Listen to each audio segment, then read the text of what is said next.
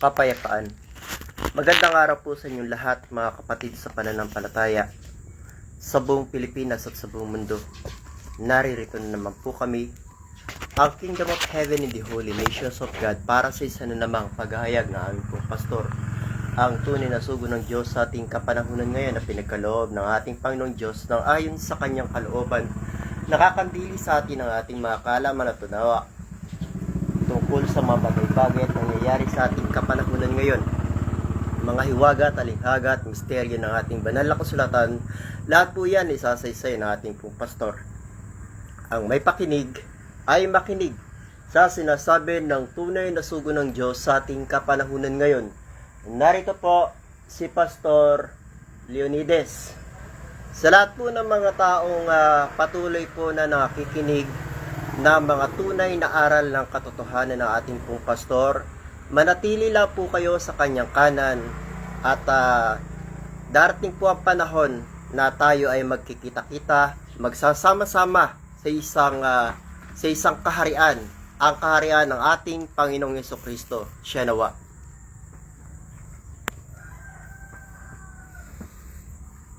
Well, nakakita ko ng isang sinag ng liwanag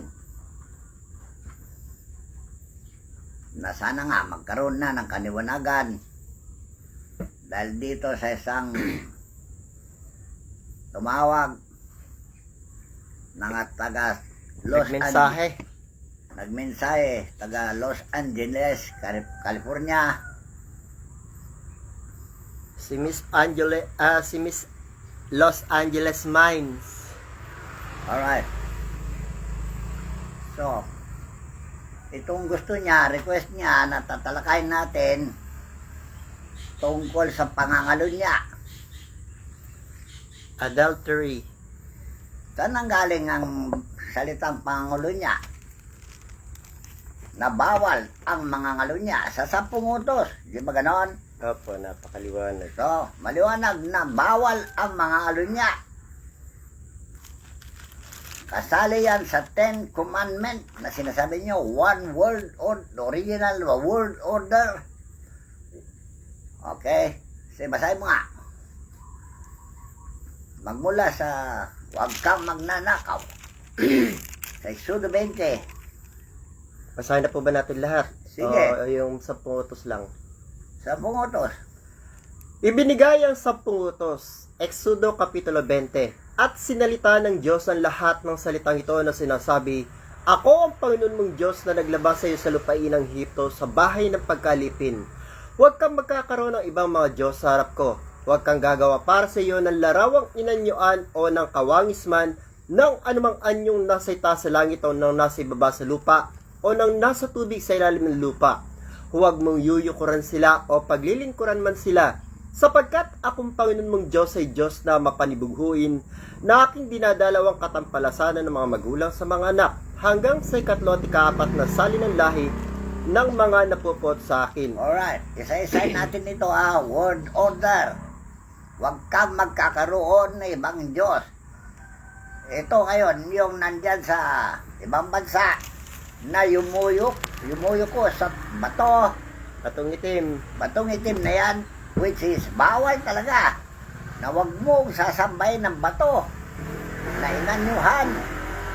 At saka, ano sabi pa? Ituloy mo. Yung po tungkol po pala sa batong itim, marami na po nakaalam na yung palang ginagawa ng Diyos sa batong itim, ipinakikita ng Diyos yung galit niya sa mga sumasamba sa batong itim na yan. Talaga? Bawal yan. Word order. Ang sabi po ng iba, God's wrath. Ibig sabihin, galit ng Diyos. Talaga. Kaya po sana sa mga kamuslima nating mga kapatiran, Situloy mo pa. pagbulayan nyo po yan. Aking dadalawin. At aking dadalawin ang katampalasanan ng mga magulang sa mga anak, hanggang sa 3 at 4 na sali ng lahi ng mga napupot sa akin. O isa yan. Sino magulang? Hindi ba sila yung mga pinuno ng bayan? Presidente, prinsipe, hari. Yan ang mga pinuno ng bayan. Ano ang kalapastanganan na ginawa nila sa kanilang manak? Yung pang-scam. pagtuturo ng mga maling Pagtuturo ng mali, batas na mali-mali, walang hustisya, walang disiplina sa kanilang bayan. Yan ang pagpababaya sa kanilang mga anak. Kaya mga anak ay lumala ng sitwasyon. Luwala ang kahiligan sa material dahil walang ipinagbabawal ang mga batas. Okay? So, kasama nila yan yung pangangalunya na dapat bawalan ng batas. Get nyo? Bakit meron pangangalunya? Dahil yan ay ginawang negosyo ng batas. Pag may mangalunya at magkakaso, magkakaroon na naman sila ng pera dahil mag-usap-usap sila, suhulan, nangyayari yan, kaya negosyo ang krimen. at pinagpapakitaan ko ng kawa ng libu-libong umibig sa akin na tumutupad ng aking mga utos. Alright, yung mga masunurin, pinagpapala at naliligtas sila at walang anumang sakuna na nagaganap sa kanila kung masunurin sila. Alright, ano pa? Huwag mong babanggitin ang pangalan ng Panginoon mong Diyos sa walang kabuluhan, sapagkat hindi hari ng Panginoong walang sala ang bumanggit ng kanyang pangalan sa walang kabuluhan. Kamo kayang isang inaakusawan, inaakusaan. Nagpapromise na wala siyang ninakaw. Manunumpa pa siya, I swear. I swear to God, wala akong ninakaw. Yan ang mga kasinungalingan. At Pero pag siya ay yung binugbog at talaga mamamatay na, saka palang aamin. At sa lahat po ng mga taong mahilig magtanong kung ano ang pangalan ng Diyos, kung alam nyo po yung pangalan ng Diyos, itago nyo na lang po sa sarili nyo na yan. Dahil bawal na bawal daw pong banggitin ang pangalan ng Diyos sa sauts po yan. Alam mo, mga pangalan Diyos, pwede banggitin. Dahil kung may magtatanong anong pangalan ng Diyos, pwede. Huwag mo lang babanggitin sa walang kabuluhan. Alam nyo, walang kabuluhan, yung pagninegosyo mo ang pangalan ng Diyos, yan ang walang kabuluhan. Na kung hindi ka pumasok dito, hindi ka maliligtas. Pag nakapasok ka na, kung walang Kaligtasan. bigay, walang kaligtasan, yan ang ibig Ay, sabihin para nun. pong ganito.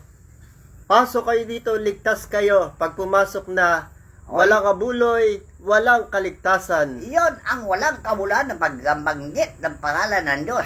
Dahil papasukin mo sa relihiyon, ang relihiyon mo ay pangalan ng Diyos. Tapos papasukin mo ang tao ron sa walang kabuluhan. Nakapasok ka sa relihiyon mo dahil ginamit mo ang pangalan ng Diyos na sa iyo at sinasabi niyo ang pangalan ng Diyos, eh wala namang kabuluhan. Ang tanong po dito, nakakapagligtas ba ang relihiyon ng mga tao? Iyon na nga sila, sabi ko. Mayroon ka relihiyon, may kabuluhan ba yan? Pangalan ng Diyos pa ang ginamit mo. Yan ang ibig sabihin na huwag mong babagitin ang pangalan ng Diyos mo sa walang kabuluhan. Gets nyo? Sa 8 na po, alalahanin mo ang araw ng Sabat upang ipangilin. Yan ba? Ay inaalala ng tao ang Sabat. Ano ibig sabihin ng Sabat? Kapulungan, pagtitipon ng Sabat. Ito ng mga Sabadista. Yung Sabat, ginawang Sabado. Hindi naman Sabadista Sabatista. Sabatista. Ano ibig sabihin yung Sabatista? Mananamba ng Sabat. Mananamba siya talaga. Hindi Sabadista. Hindi Sabado. Kahit na anong araw, Lunes man, Martes man, baka kahit na magtipon kayo. Lunes man, Martes man, Merkulis man, at yan ay tinalagay nyo, pagtitipon ninyo, yan ang araw ng Sabat ninyo. Yan po, napakalinaw na kahulugan ng araw ng Sabat. Hindi po Sabado. Sa 9 po, 6 na araw na gagawa ka at yung gagawin ang lahat ng iyong gawain. Ngunit ang 6 na araw lang, papasukin nyo, matarabantin ninyo. Tanda nyo sa araw ng linggo, pagsambay ninyo, kayong lahat na sangay ng gobyerno. ginagawa naman daw po ng mga nasa gobyerno yon. Kaso lang, ayaw nilang gumawa ng batas na lahat ng tao sa buong Pilipinas at sa buong mundo ay talagang hindi gagawa ng araw ng linggo. Ayan ang tungkulin ng gobyerno, ama, na tinutukoy, maghulang sa pananampalataya. Kaya nga po tuloy yung galit ng Diyos dahil nga yung mga tao ayaw talagang tumigil ang pagtatrabaho sa araw ng linggo para sumamba. Eh paano yung mga kumpanya, kumikita sila? Eh dapat pala yung mga may kumpanya na yun ang parusahan ng Diyos para naman maalala nila. Eh marami nga namamatay na nga na mga pinuno ng kumpanya eh. Hindi pa nila alam. Sabagay, yung eskwela sa Rasas, namatay yung may-ari Talaga, sa ibang bansa. marami na namatay. Eh kaya lang po minsan, yung mga namamahala po ng kumpanya ang gumagawa ng mga ganun. Mga naghahangad ng malaking kita. Bahagi yan ng tungkulin ng gobyerno. Dahil ang gobyerno, siya ang manbatas sa kanyang mga sinasakupan. Sa bagay po, kung meron talagang batas na ginawa yung gobyerno, eh susundin naman po siguro ng mga may kumpanya yun. O kamo kayong batas ng mga sakyan, kung wala kang license driver, Tama. huhulihin ka. Kung ganun ang Kung gagawin wala ng kang gobyerno. permit na magbiyahe, huhulihin ka. Ganyan. Kung binatas mo ang mga driver, pag binatas mo ang mga trabante, batasin mo lahat ng kumpanya. Kaya po pala binanggit ng Panginoon, aking dinadalaw ang katampalasan ng mga magulang. Sila pala yung dinadalaw ng Diyos. Talaga? Kaya lang nadadamay po yung sambayanan. Nadadamay ang mga sinasakupan nila. Alright. Ito diba? Ngunit ang ikapitong araw ay Sabat sa Panginoon mong Diyos. Sa araw na iyan ay huwag kang gagawa ng anumang gawa. Ikaw niyang iyong anak na lalaki ni babae, niyang iyong aliping lalaki ni babae, niyang iyong baka, niyang iyong tagaibang lupa na nasa loob ng iyong pintuang Ano yung daan. alipin lalaki babae? Sila yung mga laborer ninyo, manggagawa ninyo. Di Pasam- alila, Pasambahin. sa araw ng trabahador. Yan ang alipin. na kailangan pong pasambahin sa araw ng Sabat. Talaga. Isa lang ang kumpanya para magsimba lahat. Ganun yun. Sa bagay, kung yung pa ating pong Panginoong Diyos, ginalang yung ikapitong araw na araw ng Sabat, eh bakit tayong mga tao hindi natin matupad yung araw ng Sabat? Eh, matnagas nga ng ulo eh.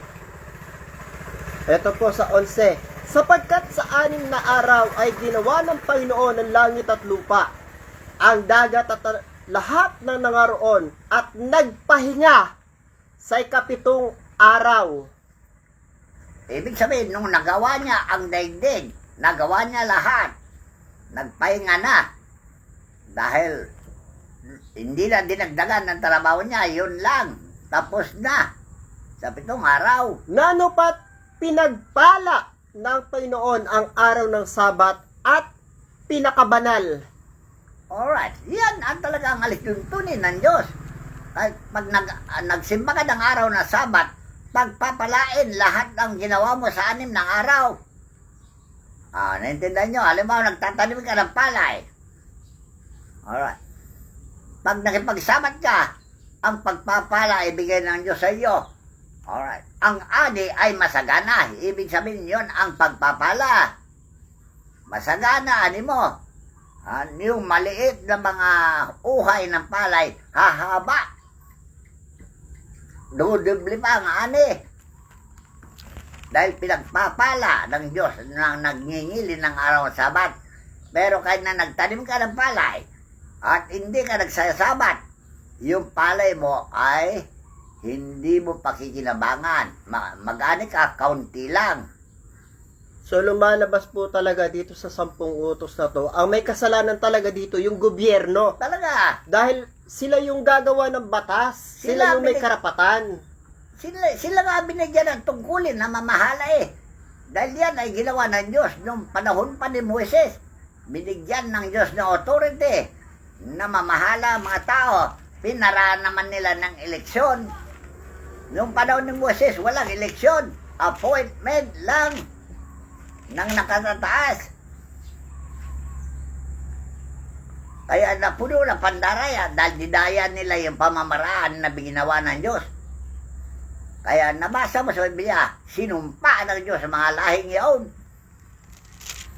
Kaya po sa lahat po ng mga namumuno ng bayan, lalong-lalo na po sa presidente, gumawa po kayo ng batas na walang gagawa sa araw ng linggo nang ang Diyos po ay hindi na po magalit sa atin. Huwag po nating hintayin na maubos tayo. Ganon dapat. Dahil sila ang binigyan ng authority na magpatupad ng batas. Kaya yung pong galit ng Diyos sa buong mundo, talagang walang tigil, walang habas yung kanyang pagpaparusa sa mga tao dahil po yung may kasalanan pala, yung gobyerno. Talaga. Sila ang binigyan ng Diyos ng authority na mamahala. Kahit na mali-mali ang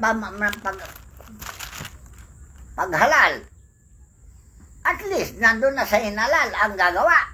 Eh kaso nga po, kapag ka naupo na, ang kanilang lang inaatupag, yung sarili lang nila. Buhaya nga. Ano po mangyayari sa mundo natin, sa ating bayan, kung palagi na lang ganito yung mga namamahala sa atin? Wala nang katapusan na sumpa.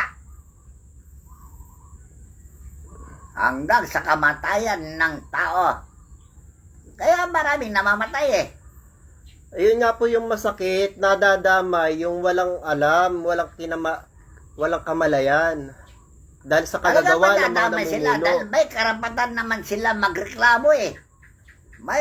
May karapatan sila magrally, ipaglaban ang kanilang katwiran. Ba't ayaw nila ipaglaban?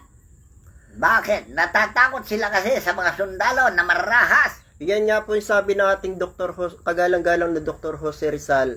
Kailanman na hindi ako natakot sa mananakop ng aking bayan. Ang aking ikinatatakot ay ang kamangmangan ng aking mga kababayan. Bakit? Sino naghaalal ngayon sa kanila? Hindi ba taong bayan? Kaya may karapatan ng taong bayan na magreklamo. Kaya lang ito mga namamahala, mararahas, na kung sino man magrally, tatakutin nila kung ano-anong padakot. Kasi po yung mga tao po, lalong-lalo na po dito sa bansang Pilipinas, kapag may mga nakikita mga ganyan, wala lang sa kanila. Maghihintay na lang kung ano yung mangyayari, kung ano yung magaganap. Parang nakatulala lang. Hindi mo naintindihan. Takot nga sila dahil mararahas sa mga sundalo. Sino nagutos sa mga sundalo na ganon? Hindi ba ang pamahalaan? So ibig sabihin, gobyerno pa rin talaga. Talaga. Kaya itong gawa ng tao na ito na hindi maayos, talaga yan ang pinaayos natin ngayon.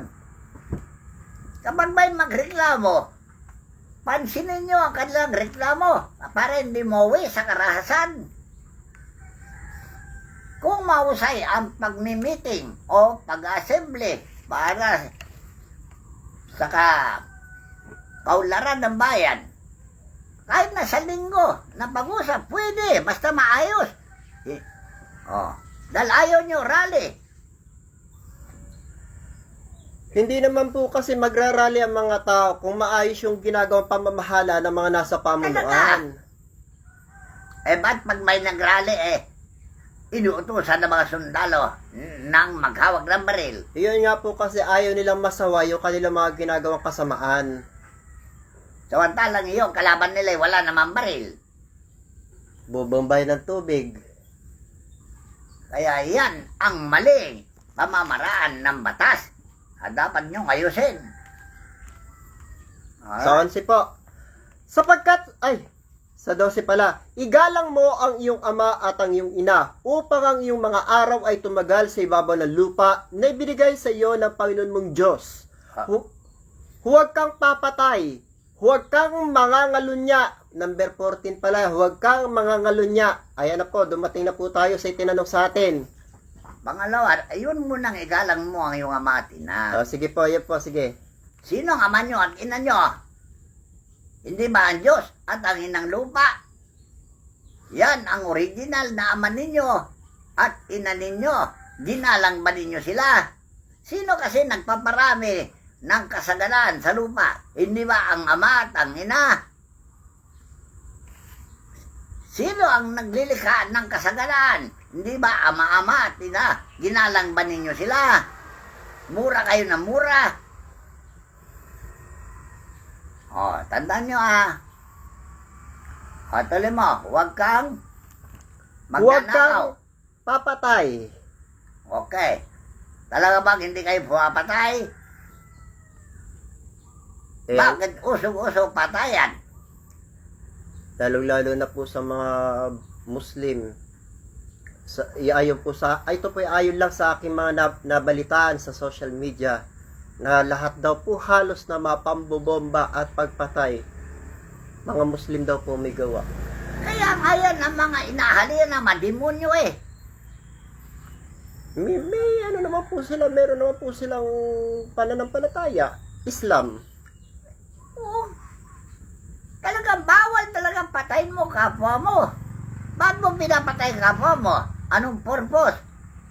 Ba't mo patayin ang kapwa mo? Nag-hire pa, ayon po sa akin pong nabalitaan sa social media, nag-hire daw po sila ng mga kabataan, binabayaran ng malaking halaga para maging suicide bomber.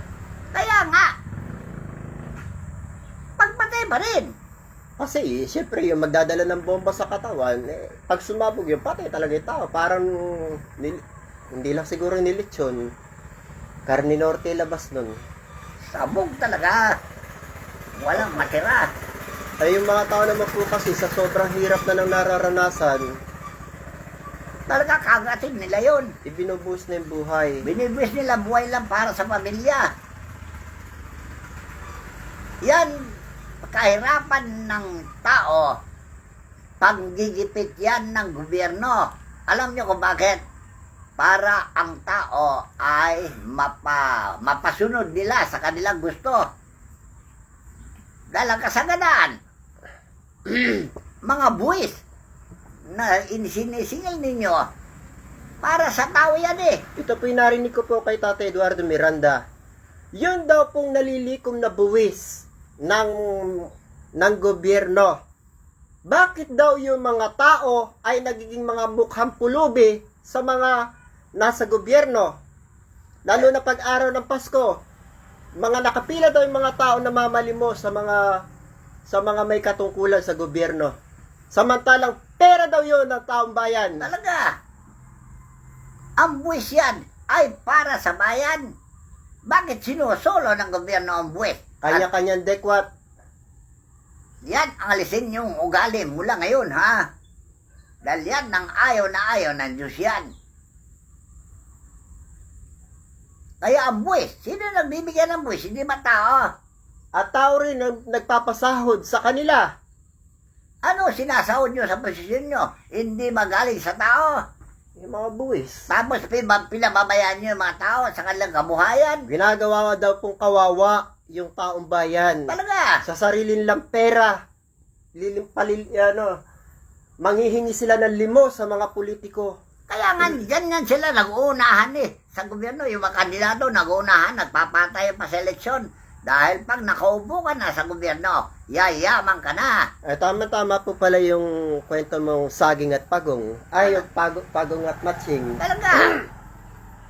Pag nakakyat naman yan, doon sa mataas sa posisyon, balat-balat na lang ibinigay sa mamamayan. Parang istorya ng pagong At at matching. unggoy. Onggoy. Pag nandun na sa masinog na saging, kanya na lahat. Balat na lang ay binabagsak niya sa pagong. Kaya akala nyo po yung mga simpleng kwento, may mga kahulugan po lahat yan. Dahil nagalit yung pagong, anong ginawa niya? Nilagyan niya na tinik yung puno na saging nung pagbaba ng unggoy, Tusok-tusok. tusok-tusok ang puwet niya. Nagalit tuloy. Hinahanap niya si pagong para patayin. Alam niyo po yung pinakikita na gano'n na sitwasyon? Yung mga tao kapag nakita na yung kasamaan ng nasa gobyerno, magrarally na yung mga tao. Ngayon, yung mga tao naman bobombahin ng tubig, bubugbugin ng mga pulis. So, yun po yung naging sitwasyon. Parehas lang. Marius lang talaga. Ito naman po sa number 14. Huwag kang mangangalunya. Alright. Ang pangangalo niya ngayon na dalian ng request ng tao. Bakit kayo nangangalo niya? May asawa na kayo. Bawal ang pinagsama ng Diyos. Huwag paghiwalayin ng tao. Ba't ikaw naman tao?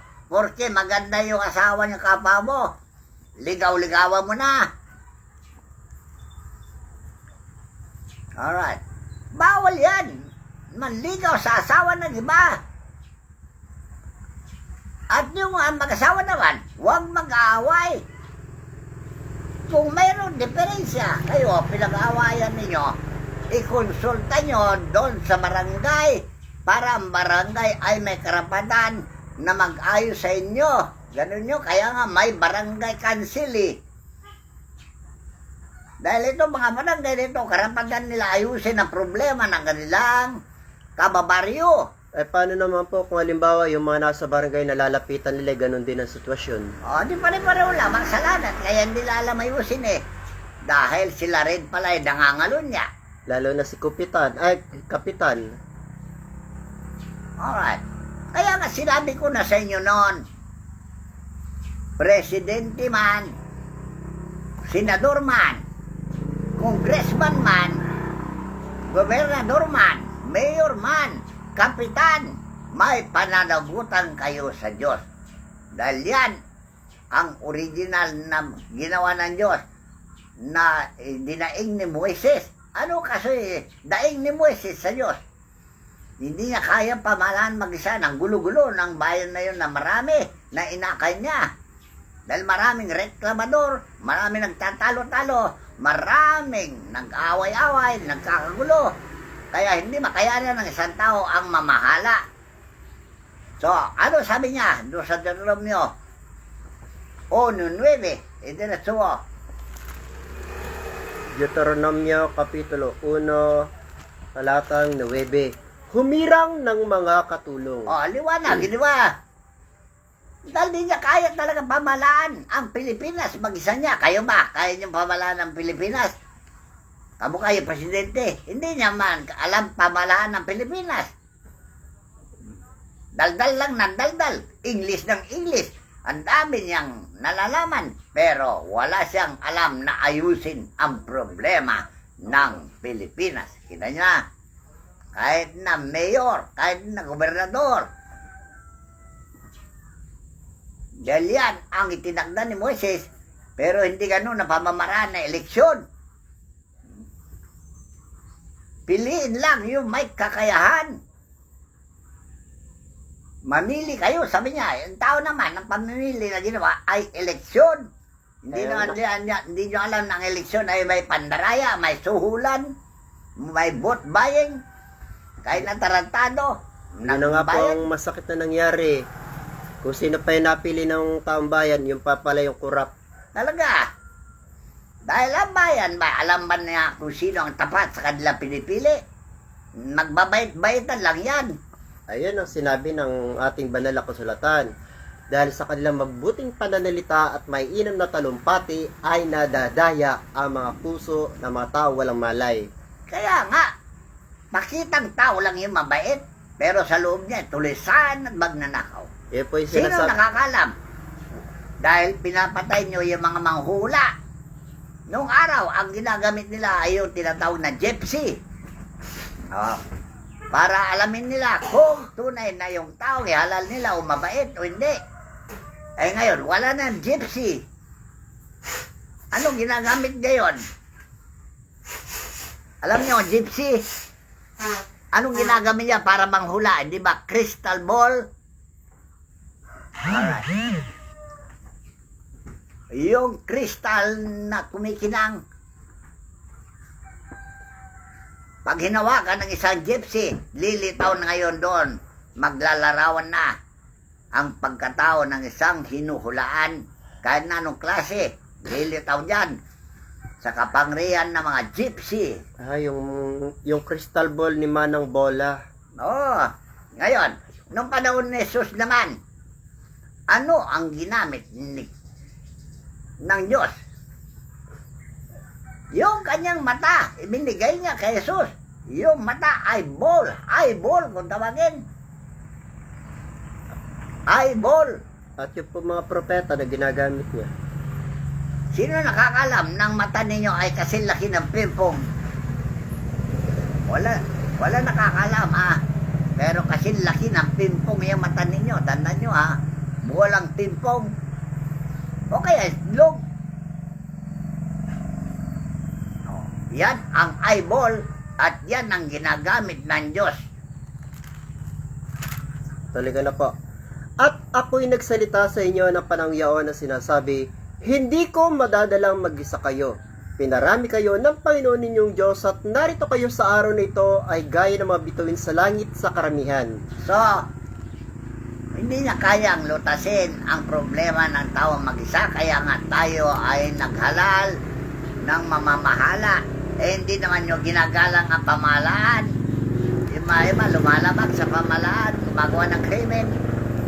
So, lahat ay masuwayan. Lahat ay talaga matigas sa ulo. Hindi simplero. Paano naman daw po nila igagalang yung mga nasa gobyerno? Eh sila raw yung number 1 na gumagawa ng krimen. Kaya nga kung ano nakikita nila ginagawa ng matatanda, ganun din ang ginagawa ng mga bata.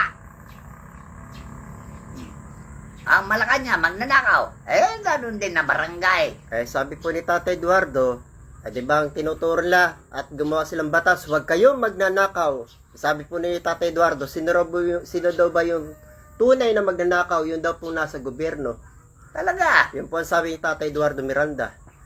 At sila raw yung tunay na sindikato. Talaga? Kaya po paano po mangyayari ngayon? Nakikita ng taong bayan, syempre yung taong bayan gagaya rin sa kanila. Kaya nga. Kaya lang, ang kawawa po dito, kapag gumawa yung taong bayan, kulong. Yung mga nasa gobyerno, patuloy pa rin, nakakalaya pa rin, dahil may mga pera. Dahil yung batas nila, protector nila yung kanilang mga abogado. Kaya nga naghalal sila abogado para may magtanggol sa kanila. Protektahan sila. Dahil kung hindi sila protektahan, mag-hire na naman na papatay sa kanila. Kaya lahat ay pinapasunod sa mamagitan ng karahasan. Kaya yung iba dahil takot, susunod na lang. Kung magnanakaw yung amo niya, magnanakaw na rin siya. Ganun yun. Kaya lumala ang sitwasyon. Kaya ayaw ng Diyos yung ganyan. Dahil ang batas niya ay wala ng ipin. Batas-batas kuno. Pero sila mismo na mamabatas. Sila ang lumalabag sa batas. Ito po yung nangyari sa Mateo Kapitulo 23. Basahin po ba natin? Sige. Nang magkagayon nagsalita si Jesus sa mga karamihan at sa kanyang mga lagad, nagsasabi, nagsisiyaw po ang mga eskreba at mga fariseo sa luklukan ni Moises. Lahat nga ng mga bagay na sa inyo kanilang ipag-utos ay gawin ninyo at ganapin. Datapwat, huwag kayong magsigawa ng alinsunod sa kanilang mga gawa. Pinapansin ba nila yan? Hindi nila pinapansin. Sapagkat kanilang sinasabi at hindi ginagawa. O, sumunod ba yung taong bayan? Kung sila raw, hindi naman sumunod Kaya nga. Gaya-gaya. Para silang bagyo. Para silang ipa na ipinahid ng hangin. Halimbawa po, sabi ng gobyerno, bawal magnakaw. Sabi ni Tatay Eduardo, sila ang number 1 na magnanakaw. Sabi ni Tatay Eduardo Miranda. Talaga. Ngayon pa lang niya alam. Matagal ko nang alam yan. Kaya lang po, dahil nga si Tatay Eduardo Miranda, naging taga Malacanang yan, kitang-kita talaga niya kung ano yung mga nangyayari. Talaga. Kaya nailarawan niya. Kaya lumakas lang ang loob niya dahil narinig niya ako nagsalita lamang sa gobyerno. Kaya lumakas ang loob niya. Kaya pasalamatan ko naman siya dahil yan ang talagang kailangan. Kumbaga po yung mga patotoo mo, may nagpatunay.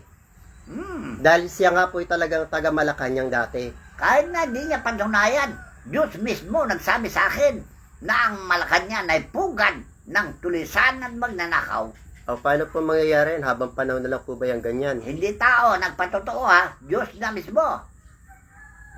Dahil ang tao nagkakamali. Ang Diyos ay hindi nagkakamali. Tandaan Sino niya. po ang nag-report niya sa ating pong pastor? walang iba kundi ang hukom ng kalawakan at pulisya ng kalawakan. Hindi lang si Miguel. Ama mismo. Ama mismo. Talagang ikaw ang kulit mo. Ama ang nagsabi sa akin na ang Malacanang ay pugad ng tulisan at magnanakaw. Bakit niya sinabi sa akin? Para pag-aralan ko kung tunay nga ang Malacanang ay tulisan at magnanakaw ang nakatira doon. O ngayon, sa babagitan ng balibalita, lumilitaw na totoo talaga. At may mga tao pa nagpapatotoo. So, yun. Kaya binanggit niya sa akin dahil alam niya na ako'y may lakas na loob na magsalita. O, get niyo? So, kayo mga babaero, tumigil na kayo. Kung basahin ninyo ang batas, o, basahin na nila. Matthew 19:1. Batas sa pag-aasawa ito, ha. Mateo Kapitulo 19, talatang 1. At nangyari na nang matapos ni Jesus sa mga salitang ito ay umalis siya sa Galilea at napasa mga hangganan ng Judea sa dako pa roon ng Jordan. At nagsisunod sa kanya ang lubhang maraming tao at sila'y pinagaling niya doon.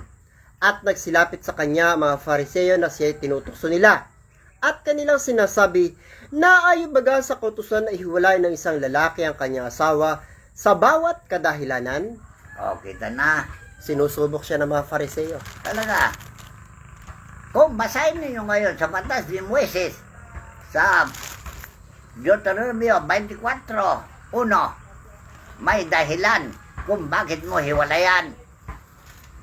Nanunubok ang mga parisyo na yan kung marunong si Jesus na kumilala ng batas ni Moises. Dahil ang batas ni Moises, pwedeng hiwalayan ang asawa kung mayroong kadahilanan. Anong klaseng kadahilanan? Ito po, Deuteronomio Kapitulo 24, pamagat. Batas tungkol sa paghiwalay, bayad sa kaupahan, maling paghatol. O, kita na. Tatlong binanggit. Bayad Tatlong sa tema. kaupahan, maling paghatol. May batas yan. Yung maling paghatol, batas.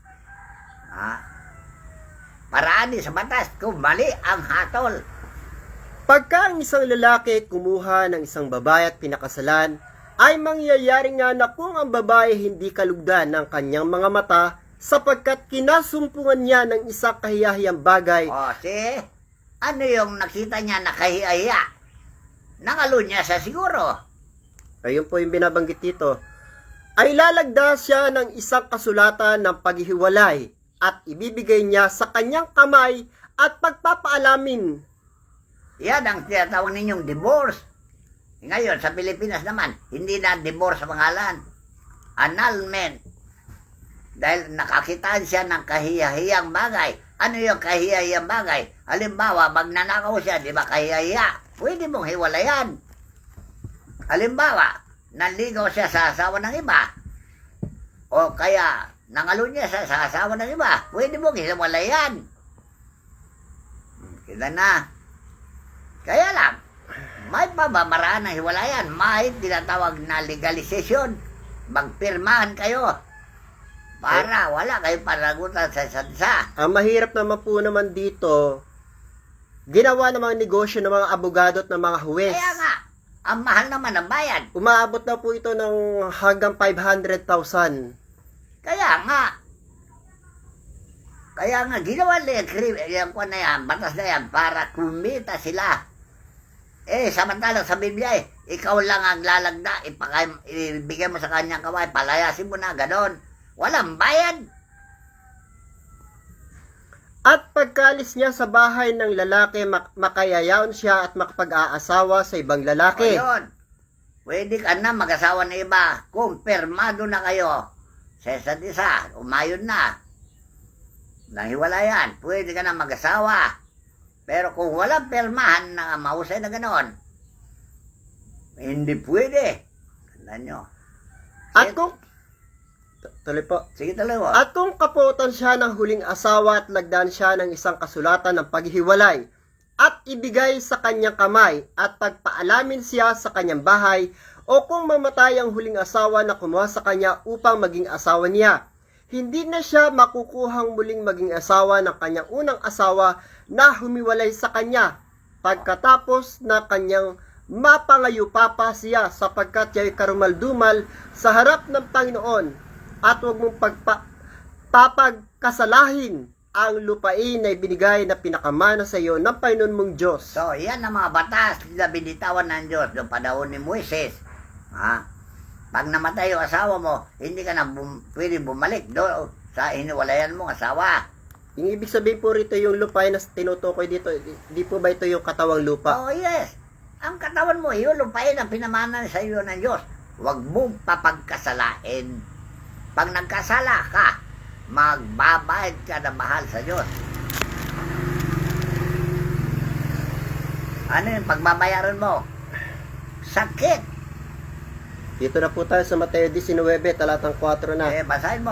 At siya'y sumagot at sinabi, hindi baga ninyo nabasa na ang lumalang sa kanila buhat sa pasimula, sila'y nilalang niya na lalaki at babae. O yan na. So, ang lalaki para sa babae, ang babae para sa lalaki. Kaya lang sa legal na pagsasama. Bakit po ngayon pinayagan ng Papa ng Roma at mga pare na makasal na yung tomboy at babae? Huwag mo na halo at tomboy yan eh. Pag-aasawa lang ito. Mapalayo tayo sa tema na sinasabi mo. Sige po. At sinabi niya, dahil dito iiwan ng lalaki ang kanyang ama at ina at makikisama sa kanyang asawa. At ang dalawa ay magiging isang laman. See? Hindi na kayo dalawa. Iisa na kayo. Ang puso nyo, pinag-isa ninyo. Yan ang ibig na simbolo ng Valentine's Day. Ito po yung hindi maunawaan ng mga tao na sinabi ng Panginoong Jesucristo, ako at ang Ama ay iisa. Dalawa sila pero iisa sila. Yan po yung hindi maunawaan ng napakaraming mangangaral. Alright. Kaya hindi pwede yung may hiwalayan basta-basta pagkatapos pag napasok ka, iluwa mo kagad. Hindi ganon. Ang magpipili ng asawa, magmamahalan habang buhay. Hindi yung mag-asawa ka tapos hiwalay mo, mag-asawa ka naman, hiwalay mo, mag-asawa ka naman, kaya lumala. Sa 6 na po. Kaya nga hindi na sila dalawa, kundi isang laman. Ang pinapagsama nga ng Diyos ay huwag paghihiwalayin ng tao. Ba't pakialam naman mo, gobyerno, na pakialam mo yung paghiwalay? Mamimera ka pa lang, hindi ba bawal maghiwalay? Dapat batas yan. Dahil binatas ng Diyos, batasin din ninyo. Dahil kung hindi nyo sundin ang batas ng Diyos, Sinabi hahatulan tayo ng Diyos. Ituloy mo. Sinabi nila sa kanya, bakit niya pinag-utos ni Moises na magbigay ng kasulatan sa paghihiwalay at ihiwalay ang babae? Alright. Nabasa natin kanina, Deuteronomio. Yan ang binigay ng Diyos kay Moises ng batas sa paghiwalay, di ba? Tuloy mo. Sinabi niya sa kanila, dahil sa katigasan ng inyong puso ay ipinaubaya sa inyo ni Moises na inyong hiwalayan ang inyong mga asawa. Datapat buhat sa pasimula ay hindi gayon. Kita na. Sino yung pasimula? Di ba si Adan at Eva? Alright. Kahit na nangalon niya si Eva at nagagawa sila ng pangalon niya, masama, nagsama pa rin sila sa buhay. Pinalayas sila na Diyos sa impyerno ay sa paraiso. Pero nagsama pa rin sila. Tandaan nyo walang hiwalayan noon. Basta habang buhay kayo magsasama sa hirap at ginhawa. Ngayon hindi. Kaya pala nag-hanap ka ng asawa, puro ginhawa lang ang gusto mo, ayaw mo hirap. Yan ang mali-mali na pamamaraan ng buhay. Ayaw na Diyos siya, kaya dumumi ang ating kapaligiran dahil sa itong batas na ito na hindi pinatutupad ng gobyerno. Kaya mali ang pagpapatuwad ng batas ang gobyerno. Nakaupo sila sa luklukan ni Moises, pero sila ang malabag sa batas. ng Moises. Ito na Ano po tayo sa batas. At sinasabi ko sa inyo, sino mang ihiwalay ang kanyang asawang babae liban na kung sa pakikiapid at mag-asawa sa iba ay nagkakasala ng pangangalunya. At ang mag-aasawa sa babaeng yaon na hiniwalayan ay nagkakasala ng pangangalunya. O, yan na ang kwan. Mahirap na. Dahil nangalun niya, hiniwalayan siya. Tapos, inasawa rin ng iba. Nagkasala rin ng pangalun niya. Yung mag-asawa sa kanya. O, gusto nyo? Kaya kung walang katapusan na paglabag sa utos. Ay kung parehas naman po nakapagpagawa na ng mga kasulatan, wala na pong pagkakasala. Wala. Paano makapagpagawa? Nag-asawa na nga eh. Kung yung batas ni Moises na sinunod, na gumawa ng kasulatan, wala nang problema. Yun po, malinaw. Ang mga alagad ang isasabi sa kanya, kung ganyan ang kalagayan ng lalaki sa kanyang asawa, ay hindi nararapat mag-asawa. O, ganyan pala kalagayan mo. Hindi ka talaga tapat na magmahal. Papitik-pitik ka pag magmahal. Pag natikman mo siya nagsasawa ka na kagad. Datapwat sinabi niya sa kanila, hindi matatanggap ng lahat ng mga tao ang pananalitang ito, kundi niyaong mga pinagkalooban. O, sino magkakalog ng permiso sa pag-asawa? Diyos din. O, hindi matatanggap ng mga tao ang mga bagay na ito. Pero Diyos ay makialam na dyan. Dahil hindi nyo alam ang batas, kaya Diyos ang gagawa na ngayon ang paraan.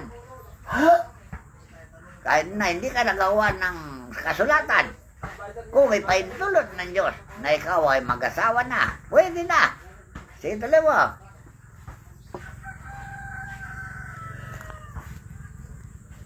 Sapagkat may mga bating na pinanganak na gayon mula sa tiyan ng kanilang mga ina, at may mga bating na ginagawang bating ng mga tao. Alright. Original na batas ito na siyang pinagbabayaran ngayon mga tao sa kapanahonan dahil yung tinatawag na bating, may mga tao sinilang muli na ganon ang kanilang karma. Ano po ba yung bating? Bating karma. Bating karma. Kapag hiniwalayin mo asawa mo noon, magbabayad ka ngayon. Ikaw din ay hihiwalay sa asawa. Sa ganoon din paraan. Kaya lang, masama, loob mo. Yung iba nagbibigti. Lalo mo mahal na mahal niya asawa niya. Tapos mahiwalayan siya. Yung iba nagbibigti. Inom-inom ng alak hanggang sa magpasagasa siya, ganun yun. O lulukso siya, magbibigti siya. Yan ang karma. Sige, tuloy mo. Nang magkagayon ay dinala sa kanya ang maliit na bata upang ipatong niya ang kanyang mga kamay sa kanila at ipinalangin at sinaway sila ng mga alagad. Datapat sinabi ni Jesus, pabayaan ninyo ang maliliit na bata at huwag ninyong pagbawalan. Silang magsilapit sa akin, sapagkat sa mga ganito ang kaharian ng langit. At ipinatong niya ang kanyang mga kamay sa kanila at umalis doon. Ibig sabihin, mga bata diyan, mga dalagita kasi mga yan, mga teenager. Sinaway siya ang mga alagad dahil babae, mga yun eh. Okay. Ano sinabi niya? Huwag mong pagwala na lumapit sa akin yan dahil sila ang tagapagmana ng kaharian ng langit. Kaya binasbasan niya sila. Alright. So ngayon, tungkol sa batas ngayon ng pag-asawa, balikan natin. Bakit dumami ang nangangalo niya? Dahil lumalabag nga sa batas ng Diyos, sa utos, na yan ay dapat na patupad ng gobyerno. Batasin niya yan. Alright. Dahil yan ang utos ng Diyos sa bibig ni Isaias. Doon sa Isaias 56:1.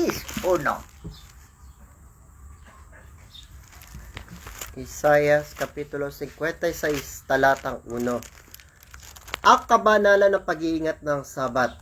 Ganito ang sabi ng Panginoon, kayo mag-ingat ng kahatulan at magsigawa ng katuwiran. O yan ang utos sa gobyerno. Mag-ingat kayo ng kahatulan. Husayin niyo humatol. Husayin niyo magpatupad ng batas. Ha? Ito mo. Sapagkat ang aking pagliligtas ay malapit ng darating at ang Okay. aking katuwiran ay mahayag. Kung gawin niyo ito, malamin na ang kaligtasan. Dahil ang paggawa ng krimen ay kamatayan. Tandaan nyo Pero kung gumawa kayo ng batas para sa kabubuti ng tao, maliligtas ang tao. Get nyo? Dito mo. Mapalad ang taong gumagawa nito at ang anak ng tao na nangahawak dito na nangingilin ng Sabat upang huwag lapastanganin at nag-iingat ng kanyang kamay sa paggawa ng anumang kasamaan. Alright, yan ang taong mapalad kung nag-iingat kayo ng batas na panghawakan niyo mabuti at ipatupad. Mapalad kayo kung kayo ay gagawa niyon dahil malapit na maligtas ang sangkatawan kung pairalin nyo ang matuwid na batas na walang nyo aayunan ng mali. Huwag kayong konsentidor. Kung mali ay mali. Kung dapat hatulan ay hatulan. Ganun nyo para matakot naman ang tao. Hindi yung tatakutin nyo ang tao sa maling pagpapatubad ng batas. Kamo kayong baksin. Pipilitin nyo magpabaksin. At sabi nyo, ang baksin ay kaligtasan, yung pala kamatayan ng maraming tao, at tinakot nyo ang mga tao para sumunod dyan sa batas nyo. Yan ang mali-mali.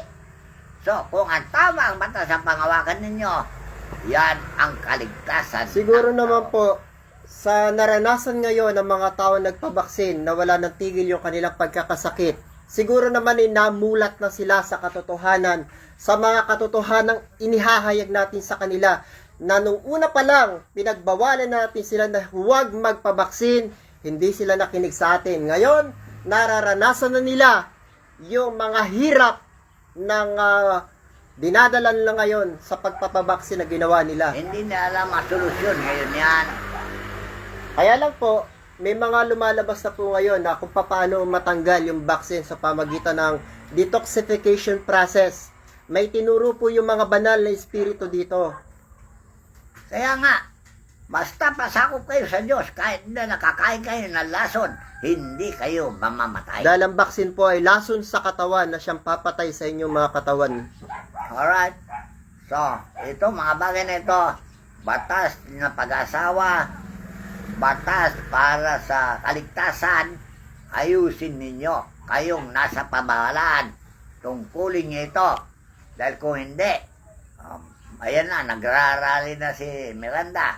Gusto niya, tanggalin kayo lahat sa posisyon. Pati raw mga pulis. Talaga. Dahil daw yung mga general, sila Kaya raw ba pala. ni Miranda mag-isa? Kundi niya hikayatin ang buong bayan. Tingnan nyo, China.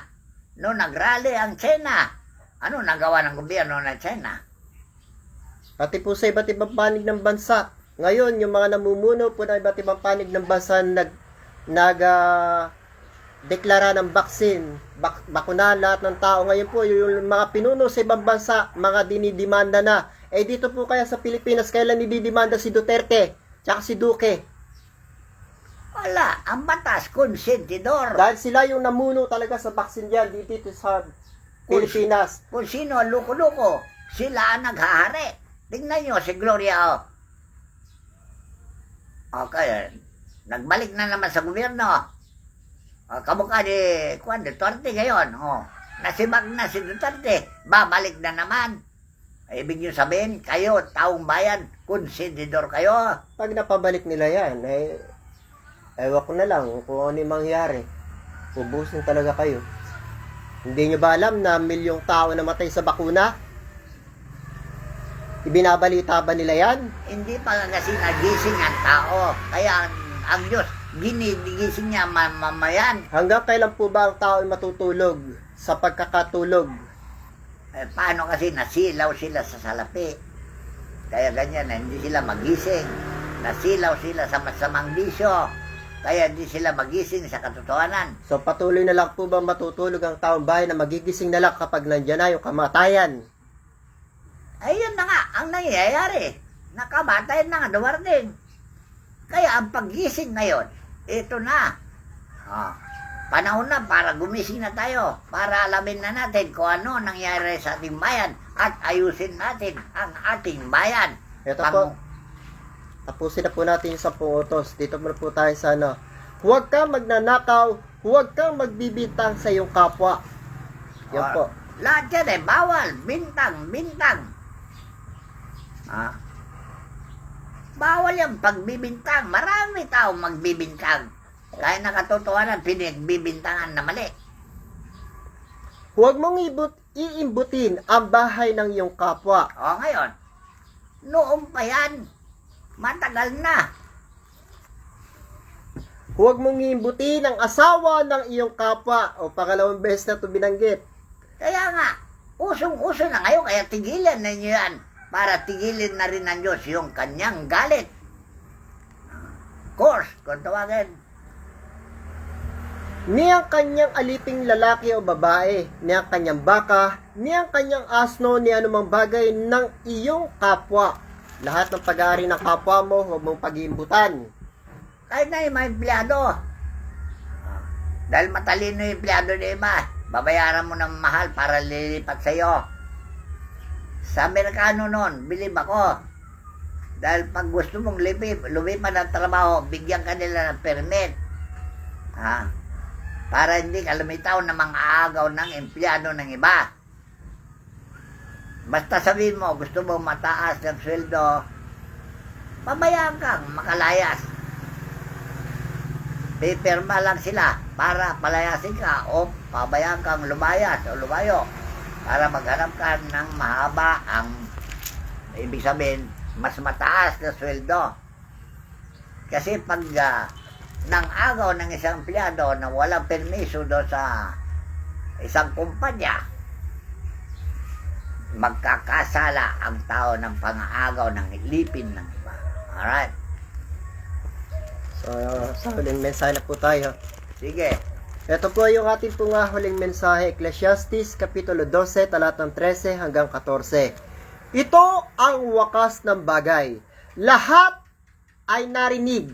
Lahat ng mga kautusan ng Diyos, narinig nyo na po. Ikaw ay matakot sa Diyos at sundin mo ang kanyang mga utos, sapagkat ito ang buong katungkulan ng tao. Napakaliwanag po ano.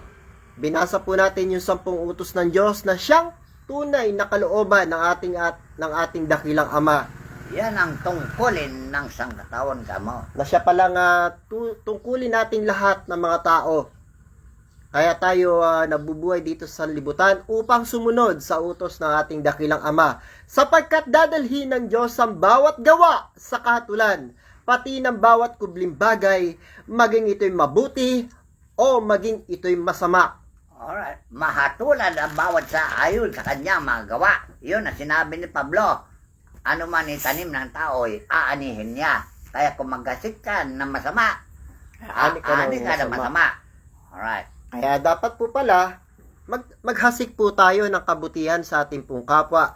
Para kung tayo po yaani, ay kabutihan po ang ating pong aanihin. So hanggang dito na lamang po at maraming salamat po sa inyo lahat na patuloy po na nakikinig ng mga tunay na aral ng katotohanan ng ating pong pastor. Ang pastor na pinagkaloob ng ating Panginoon Diyos na kakandili sa atin ang ating mga kaalaman at tunawa. Ang lahat po ng kapurihan, kapangyarihan, karangalan, papuri, pasasalamat, paggalang at pagsamba ay ating pong itinataas sa ating dakilang Ama at sa ating Panginoon Jesucristo. Siya nawa. Maraming salamat po sa inyo lahat.